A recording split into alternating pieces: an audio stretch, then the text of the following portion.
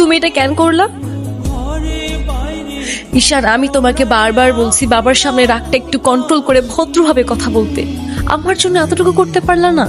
আমি বাবাকে অনেক কষ্ট করে ম্যানেজ করছি। তুমি জাস্ট একটাবার কি সরি বলো, সবকিছু ঠিক হয়ে যাবে।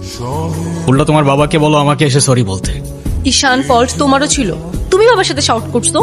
আর একটা সরি বলে যদি সবকিছু ঠিক হয়ে যায়, কেন সরি বলবা না? কারণ আমি সরি বলি না, আর বলবো না। বলছি তো বলবো না, ব্যাস। তোমার ইগোর জন্য না তোমাকে কিছু বলতেও আমি ভয় পাই। এরকম চলতে থাকলে দেখবে একদিন আমিই চলে যাব। তো যাও না। ঈশান প্লিজ, একটু বোঝার চেষ্টা করো। তুমি বাবার কাছে গিয়ে একটাবার সরি বললে সব ঠিক হয়ে যাবে। আরে আমি সরি বলবো না ভাই। এটাই কি তোমার শেষ ডিসিশন? তোমার পেন আর পেপারে সাইন করে বলতে হবে নাকি? ঈশান, আমি যদি আজকে এখান থেকে চলে যাই, হয়তো আর কোনোদিন ফিরে আসবো না। আবে তো যাও না। কে আসতে বলছো তোমাকে? যাও।